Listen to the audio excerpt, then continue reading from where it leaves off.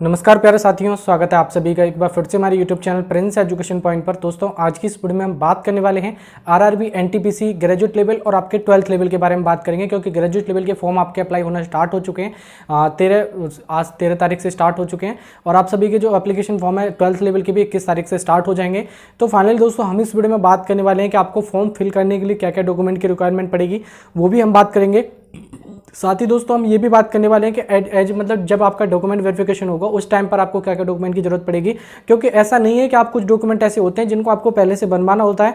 तो आपको क्या क्या डॉक्यूमेंट है अभी से आपको रेडी करा लेने, क्योंकि होता है कि एग्जाम टाइम पे तो आप लोग अभी करा लोगे तो अच्छा रहेगा, ठीक है ना। क्या होगी मतलब आपका जब डॉक्यूमेंट वेरिफिकेशन करा जाएगा उस टाइम के डॉक्यूमेंट वो डेट नहीं मांगी हो, क्या पता इसी की इस टाइम की डेट मांगी हो, तो वो चीज़ें भी आपको खासकर में ध्यान रखनी होंगी। तो क्या डॉक्यूमेंट की रिक्वायरमेंट पड़ेगी वो भी साथ में बात करेंगे। साथ ही जो भी मान लो कुछ कैटेगरी जैसे कि SC ST OBC EWS category होती है, इनके लिए मतलब कैस्ट सर्टिफिकेट सेंट्रल का चलेगा, स्टेट का चलेगा, कब तक का चलेगा, पूरा डिटेल में हम आपको डिटेल में समझाने वाले हैं। साथ ही दोस्तों आपको पूरा इन्फॉर्मेशन देंगे कि आपको क्या क्या डॉक्यूमेंट की रिक्वायरमेंट पड़ेगी, तो जिसके आपको डॉक्यूमेंट के अलावा कोई भी अन्य वीडियो देखने की जरूरत नहीं पड़ेगी। तो चलिए दोस्तों वीडियो को स्टार्ट करते हैं। उससे पहले मैं आप सभी को बताना चाहूँगा, अगर आप इसी तरह की अपडेट पाना चाहते हैं तो आप हमारे यूट्यूब चैनल को सब्सक्राइब करके बेल आइकन बटन भी प्रेस कर लीजिएगा, जिससे कि मैं जब भी कोई आगे वीडियो लेके आऊँ तो उसका आपको तुरंत अपडेट मिलता रहे। तो चलिए दोस्तों वीडियो को स्टार्ट करते हैं बिना देरी के।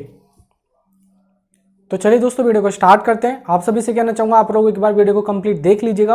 अगर आप इस वीडियो को कंप्लीट देख लेते हो तो फिर आपको कोई भी अन्य वीडियो देखने की जरूरत नहीं पड़ेगी। तो चलिए बात करते हैं। सबसे पहले आप सभी को लोगों को पता है कि आरआरबी एनटीपीसी के आपके ग्रेजुएट लेवल के फॉर्म आपके स्टार्ट हो चुके हैं। अगर आपने पूरा डिटेल वीडियो नहीं देखा है कि कैसे इसके एलिजिबिलिटी या क्या क्या कंडीशन है, पूरा डिटेल प्रोसेस जिसमें एग्जाम पैटर्न, सिलेबस वगैरह मैंने पूरा सिलेबस में सब कुछ डिटेल में उसमें समझाया, तो आप साइड में वीडियो दिख रहा होगा, इस वीडियो को आप देख के जा सकते हैं, ठीक है ना। लिंक आपको वीडियो के डिस्क्रिप्शन बॉक्स में मिल जाएगा या फिर आप लोग चैनल पर जाकर भी देख लीजिएगा, ठीक है ना। आपके बारे में कंप्लीट समझ में इसके बारे में, ग्रेजुएट लेवल के बारे में। अब बात करते हैं 12th लेवल की वैकेंसी। आपको पता है कि 12th लेवल की 21 तारीख के आपके उसके भी फॉर्म स्टार्ट हो जाएंगे, ठीक है ना। तो उसके लिए भी परेशान होने की जरूरत नहीं है। सबसे पहले हम बात कर लेते हैं। देखिएगा पासपोर्ट साइज फोटोग्राफ आपको सही होगा, जिस चीज का आपको ध्यान रखना है, पासपोर्ट साइज जो फोटोग्राफ चाहिए उस चीज का आपको ध्यान रखना है कि पीछे जो है ना आपका बैकग्राउंड, इस तरीके का फोटो जब आप सामने खिंचवाते हैं तो आपका जो बैकग्राउंड होना चाहिए वो व्हाइट होना चाहिए, ठीक है। इस चीज का आपको ध्यान रखना पड़ेगा, कैसा होना चाहिए, विद व्हाइट बैकग्राउंड, ठीक है। इस चीज का आपको ध्यान रखना पड़ेगा, व्हाइट बैकग्राउंड के साथ में होना चाहिए। और कोई भी आपका चश्मा वगैरह कुछ भी आपने नहीं पहना होना चाहिए। बिल्कुल जिस तरीके से मैं आपके सामने खड़ा हूं नो, इस तरीके से आपका इतना ही पासपोर्ट साइज फोटोग्राफ हो आपका, और विद व्हाइट बैकग्राउंड हो और बिल्कुल आपका सामने हो, कुछ भी नहीं, आपने चश्मा वगैरह कुछ भी पहना नहीं होना चाहिए।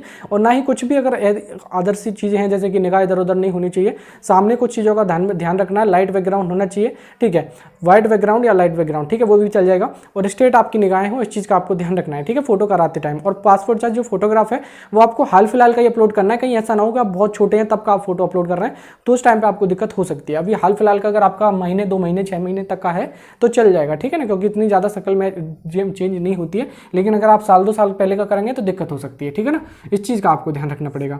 दूसरे नंबर पर बात करते हैं। देखिए आपको सिग्नेचर जो आपको अपलोड करने पड़ेंगे, इस चीज़ का भी आपको ध्यान रखना है। उससे पहले मैं आपको पासपोर्ट साइज फोटोग्राफ जो अपलोड करेंगे उसका साइज बता देता हूँ। उसका जो साइज होना चाहिए वो 20 KB से लेकर 50 KB का साइज आपको अपलोड करना है फॉर्म भरते टाइम में, ठीक है। इस चीज़ का आपको ध्यान रखना है, जो कि आपका JPEG फॉर्मेट में आप अपलोड कर सकते हो, ठीक है ना। बात करते हैं देखिए सिग्नेचर के बारे में। तो सिग्नेचर जो आपका देखिएगा व्हाइट पेपर पे आपको सिग्नेचर करने, इस चीज का आपको ध्यान रखना है। कोई भी व्हाइट पेपर लेना है और आपको सिग्नेचर उस पर करने होंगे जैसे आप करें। लेकिन एक चीज का आपको ध्यान रखना है कि आपको रनिंग लेटर में करनी है। रनिंग लेटर का मतलब है कि कोई भी लेटर रुकना नहीं चाहिए, डायरेक्ट आप जैसे भी करते हैं उस तरीके से आप कुछ भी कर सकते हैं, ठीक है ना। मान लो ये मैं सिग्नेचर करता हूं तो इस तरीके से आप कुछ भी कर सकते हैं। ऐसा ना हो कि ब्लॉक लेटर में कर रहे हैं, ब्लॉक लेटर में आपको नहीं करना, रनिंग लेटर में करना है। इस चीज़ का आपको ध्यान रखना पड़ेगा, ठीक है ना। तो ये चीज़ आपको ध्यान में रख लेनी है, कहीं ऐसा ना हो कि आप ब्लॉक लेटर में करें। ब्लॉक लेटर में नहीं करें, रनिंग लेटर में आपको अपना सिग्नेचर करने होगी। इस चीज़ का आपको ध्यान रखना है, विद व्हाइट बैकग्राउंड होनी चाहिए। इस चीज़ का आपको ध्यान रखें। साइज ही उसका जो साइज है वो 10 KB से लेकर 40 KB के बीच में उसका साइज है जो अपलोड आपको करना होगा, ठीक है। चलिए आगे बात करते हैं। देखिएगा आपका 10th का मार्कशीट और सर्टिफिकेट आपको कंपलसरी है, जो कि आपको चाहिए इस टाइम पे, क्योंकि 10th के बिना तो कुछ भी नहीं है। क्योंकि 10th जो भी होती है डिटेल उसी से आपकी सारी चीजें मैच की जाती हैं। तो आपका नाम, आपके पिताजी का नाम, आपकी माताजी का नाम, आपकी डेट ऑफ बर्थ वगैरह, ये सारी चीजें क्या होती है वो 10th की मार्कशीट से ही ली जाती है। तो 10th की मार्कशीट इसमें कंपलसरी होती है, तो ये भी आपको अपलोड करनी पड़ेगी एट ए फॉर्म टाइम। जब आप अपना फॉर्म भरोगे तो 10 यहाँ पे जो साइज उसका रखा गया है वो 30 KB से लेके 70 KB के साइज होना चाहिए। साथ ही इसको आप PDF फॉर्मेट में अपलोड कर सकते हैं। किस फॉर्मेट में आपको अपलोड करना है? PDF फॉर्मेट में, ठीक है। ये चीज आपको ध्यान में रख लेनी है। बाकी आपको 10th की ही मार्कशीट की जरूरत पड़ेगी, आपकी 12th ग्रेजुएशन की मार्कशीट की जरूरत नहीं पड़ेगी। ये जो आपको मैंने बताया कि 12th की मार्कशीट और ग्रेजुएशन की मार्कशीट एट आपको ज्वाइनिंग के टाइम पे चाहिए, वो भी ओरिजिनल, इस चीज़ का आपको ध्यान रखना है। लेकिन इसकी डिटेल तो अभी भी मांगेगा, जब आप अपना फॉर्म भरोगे तो डिटेल तो इससे आपको डालनी है देख के, ठीक है। लेकिन अभी जो जरूरत अपलोड जो करनी है वो केवल और केवल आपको अपना 10th का मार्कशीट करना है, इस चीज़ का आपको ध्यान रखना पड़ेगा, ठीक है। आगे मैं बात करना चाहूँगा, देखिए आपके कास्ट सर्टिफिकेट के बारे में, जो भी मान लो SC कैटेगरी से ST कैटेगरी से बिलोंग करते हैं उनके लिए मैं थोड़ा सा कास्ट सर्टिफिकेट के बारे में बता देता हूँ। जो कास्ट सर्टिफिकेट जो आपका होना चाहिए, सबसे पहले तो आपको देखिए जो RRB के फॉर्मेट आपको दे रखे हैं, जाके आप लोग देख लीजिएगा, बाकी मैं साइड में आपको लगा दूंगा कि किस तरीके के फॉर्मेट आपको दे रखे हैं, ठीक है ना। तो RRB में बिल्कुल आपके फॉर्मेट दे रखे हैं, उस टाइप का आपका बना होना चाहिए, ठीक है। और उसका जो साइज है वो आपको मैं तभी बताना चाहूँगा SC ST वालों के लिए, अगर मान लो आप रेल जैसे कि रेल टिकट मिलती है SC SC वालों के लिए, SC और ST वालों के लिए, क्योंकि वो आपका आने जाने का जो एग्जाम का आने जाने का किराया होता है वो आपको मिलता है। अगर आपको वो चाहिए तो आपको कास्ट सर्टिफिकेट अपलोड करना है, और अगर आपको नहीं चाहिए तो आप मत अपलोड करो। और जो अपलोड करना चाहते हैं तो उनके लिए जो साइज होना चाहिए वो आपका 50 KB से लेकर 100 KB में आपका PDF फॉर्मेट में होना चाहिए, इस चीज़ का आपको ध्यान रखना पड़ेगा। 50 KB से लेकर 100 KB के बीच में, और जिनको किराया चाहिए, मतलब वो किराए के लिए क्लेम करना चाहते हैं उनके लिए केवल, बाकी और किसी के लिए नहीं, ठीक है ना। ये चीज़ आपकी समझ में आ गई। और कास्ट सर्टिफिकेट जो बना होना चाहिए वो सेंट्रल गवर्नमेंट का होना चाहिए, इस चीज़ का आपको ध्यान रखना है। आपको नहीं पता है तो साइड में आपको मैं दिखा दिया है, इस तरह का बना होना चाहिए, ठीक है ना। रेलवे ने भी फॉर्मेट दे दिया, रेलवे के आप नोटिफिकेशन में जाओगे उस टाइप में आपको नीचे दिख जाएगा, ठीक है। 30-40 पेज जब नीचे जाओगे आप, उसमें SC ST का फॉर्मेट दिख जाएगा। अगर आपका नहीं भी बना हुआ है तो आप बनवा सकते हैं, अभी भी आपके पास समय है, ठीक है। इस चीज़ का आपको खासकर में ध्यान रखना है। लेकिन चाहिए आपका कैसा, सेंट्रल गवर्नमेंट का, स्टेट गवर्नमेंट का आप अपलोड ना कर दें। कभी कभी ऐसा होता है कि आप स्टेट गवर्नमेंट का कास्ट सर्टिफिकेट की डिटेल अपलोड कर देते हैं तो वो दिक्कत हो सकती है आपके सामने, ठीक है ना। बात करते हैं EWS बारे में। देखिए आपको EWS कास्ट सर्टिफिकेट के बारे में थोड़ा सा बता देता हूँ। जो आपकी इनकम होती है और आपका एक एसेट्स वगैरह कुछ ऐसा कुछ होता है आपका सर्टिफिकेट वगैरह, तो वो चीज़ें आपको चाहिए। साथ ही EWS सर्टिफिकेट जो आप बनवा रहे हैं तो आप करंट ईयर का बनवाएं, हाल फिलहाल आपका होना चाहिए, इस चीज का आपको ध्यान रखना है। कहीं ऐसा ना हो कि एक्सपायर वगैरह हो गया तो वो चीजें नहीं चलेगी, रिन्यू होना चाहिए आपका, वो चीज आपको ध्यान में रख लेनी है। लेकिन बनवाना कैसा है, सेंट्रल गवर्नमेंट का ही चाहिए। आपको पता है कि वो तो आपका तहसील वगैरह से रिन्यू होता है, बाकी आप लोगों को अच्छे से पता होगा, SDO SDM जहां से भी होता है वो आप लोग अच्छे से चेक कर सकते हैं। और नहीं पता तो आप देखिए मतलब साइबर कैफे से भी पता कर सकते हैं, ठीक है, वो आपको बता देंगे। बाकी OBC कैटेगरी के वाले के लिए बात करें तो देखिए OBC कैटेगरी का जो कास्ट सर्टिफिकेट चाहिए वो भी RRB की फॉर्मेट की वेबसाइट पर अपलोड कर दिया है OBC वालों के लिए भी, तो OBC वाले भी अपना देख सकते हैं। वो भी मैंने आपको बता दिया, सेंट्रल गवर्नमेंट का आपको अपलोड करना है, स्टेट गवर्नमेंट का कोई भी कास्ट सर्टिफिकेट वगैरह की डिटेल आप अपलोड ना करें। ये फिलहाल अभी कोई डॉक्यूमेंट आपको अपलोड नहीं करना, केवल आपको डिटेल अपलोड करनी है, ठीक है। ये चीज मैं आपको क्यों बता रहा हूं, क्योंकि आपको बाद में अगर मान लो आप अभी से नहीं बनवा के रखोगे तो फिर आपको दिक्कत हो सकती है। क्योंकि इसमें जो डेट होती है वो आपका डॉक्यूमेंट की क्या होता है कि जो आपकी लास्ट डेट होती है उससे पहले के आपके डॉक्यूमेंट बने होने चाहिए, ठीक है ना।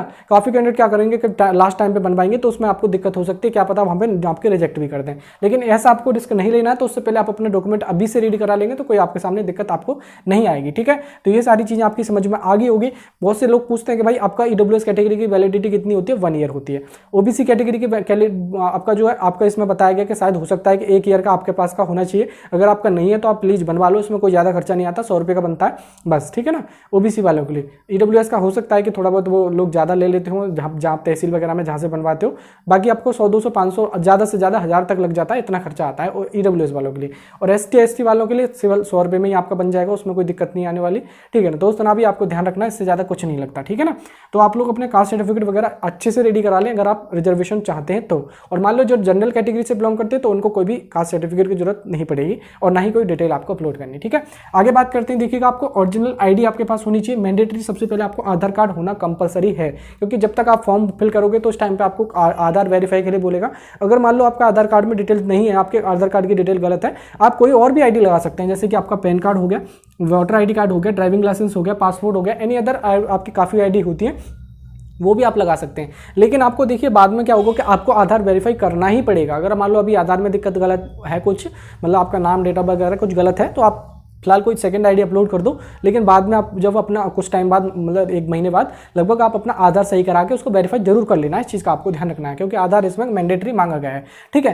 ये चीज़ आपकी क्लियर होगी। बाकी मैं बात करता हूँ, देखिए अकाउंट की आपको पासबुक की आपको डिटेल चाहिए, जैसे कि आपका नाम, अकाउंट पे पासबुक पे क्या नाम है, आपका अकाउंट नंबर क्या है, IFSC कोड क्या है, जिससे कि आप अपना, जैसे कि मान लो OBC जनरल EWS वाले जो कैटेगरी के हैं उनके लिए अगर आपको जैसे फीस आपकी 500 रुपये जाएगी, उसमें आपके 400 रुपये आपके रिफंड होंगे जब आप अपना एग्जाम दे दोगे तब। तो उसके लिए आपको क्या होगा, लेकिन आपको ध्यान रखना एग्जाम दोगे तभी आपको मिलेगी। आप ये सोचोगे भाई मैं एग्जाम नहीं दूंगा तब नहीं मिलेगी, इस चीज का आपको ध्यान रखना है, ठीक है। एग्जाम दोगे तब आपको क्या है, जो आपकी 500 रुपये फीस गई है, ठीक है, उसमें से क्या होगा कि आप 400 रुपये आपके रिफंड हो जाएंगे। कितने, 400 रुपये। और जिनकी मान लो 250 रुपये गई है फीस, जैसे SC ST वालों के लिए 250 जाती है, तो उनके 250 रुपये ही रिफंड हो जाते हैं। वो तब होंगे जब आप अपना एग्जाम दे लोगे, और अगर आप प्रेजेंट होते हो तो, अगर एब्सेंट होगे तो नहीं मिलेगा। लेकिन मिलेगा किसमें, जो अपनी डिटेल डालोगे, जो भी अपने अकाउंट की डिटेल डालोगे उसमें। पासबुक अगर अपलोड नहीं करनी, केवल आपको डिटेल अपलोड करनी है, ठीक है। ये चीज़ आपकी समझ में आ गई। भाई आप ये पूछोगे क्या सारी चीज़ें चाहिए, हाँ भाई चाहिए, जो भी चीज़ें चाहिए, जैसे कि आपको फिलहाल पासपोर्ट साइज फोटोग्राफ चाहिए, सिग्नेचर चाहिए, 10th की मार्कशीट चाहिए, दूसरे नंबर पर जो भी आपका रिजर्वेशन कैटेगरी सर्टिफिकेट है वो चाहिए आपको फिलहाल, ठीक है। बाकी और कोई भी चीज़ें जैसे कि आपका आईडी है, ये सारी चीज़ें तो अभी आपको चाहिए। लेकिन एट ए ज्वाइनिंग टाइम पे आपका जब डॉक्यूमेंट वेरिफिकेशन होगा, ये सारी चीज़ें आपको चाहिए होगी। ये ध्यान रखना है कि पासपोर्ट साइज फोटोग्राफ भी होना चाहिए, सिग्नेचर, 10th की मार्कशीट, 12th की मार्कशीट और ग्रेजुएशन की मार्कशीट, सारी चीज़ें ओरिजिनल भी चाहिए, ठीक है। और साथ ही आपका देखिए SC ST का कास्ट सर्टिफिकेट आपको चाहिए, OBC EWS का कास्ट सर्टिफिकेट भी चाहिए आपका ओरिजिनल, जितने भी आपका आधार कार्ड वगैरह, ये सारी चीज़ें ओरिजिनल चाहिए होती हैं। और अकाउंट की ये सब खैर छोड़ दीजिएगा, इसको आप लोग थोड़ा साइड कर सकते हैं DB के टाइम पे। बाकी अगर आप लोग यहाँ पे देख सकते हैं कि आप जितने भी डॉक्यूमेंट आप लेके जाते हो, जो भी डॉक्यूमेंट की आपको जरूरत पड़ेगी, सभी का आपको क्या करना है कि ऑल डॉक्यूमेंट का आप लोगों को एक सेट बनवाना पड़ता है, ठीक है। एक फोटोकॉपी कर आप एक सेट बनाना पड़ता है, नीचे सिग्नेचर और डेट आपको डाल के आप जब डॉक्यूमेंट वेरिफिकेशन कराते हैं तो आपको वो ऑल डॉक्यूमेंट चेक करते हैं, ठीक है। ओरिजिनल चेक करेंगे, ओरिजिनल क्या होता है कि वापस कर देते हैं, लेकिन आपका जो एक सेट आपसे फोटोकॉपी कर देते हैं वो आपका वेरीफाई कराने के बाद आपसे वो ले लेते हैं, बस इतना होता है डॉक्यूमेंट वेरिफिकेशन के टाइम पे, ठीक है। तो ये सारी चीजें आपको मैंने बता दी। अभी से आपको ये सारे डॉक्यूमेंट रेडी करा लेने, क्योंकि देखिए आप अगर अभी से नहीं रेडी कराओगे तो आपको बाद में दिक्कत हो सकती है। बाकी आपके मन में कोई भी डाउट या क्वेश्चन आपको बनता हो तो बेझिझक आप कमेंट बॉक्स में पूछ लीजिएगा, मैं आपको उसका रिप्लाई दे दूंगा। और आप सभी के लिए अगर वीडियो अच्छा लगा हो दोस्तों तो प्लीज वीडियो को लाइक भी कर दीजिएगा, शेयर अपने यार दोस्तों में कर सकते हैं दोस्तों। अगर आप इसी तरह के अपडेट पाना चाहते हैं तो आप हमारे यूट्यूब चैनल को सब्सक्राइब करके बेल आइकन बटन भी प्रेस कर लीजिएगा, जिससे कि मैं जब भी कोई आगे वीडियो लेके आऊं तो उसका आपको तुरंत का तुरंत अपडेट मिल पाए। चलिए दोस्तों, बाकी मिलते हैं किसी नेक्स्ट वीडियो में, तब तक के लिए जय हिंद एंड वंदे मातरम।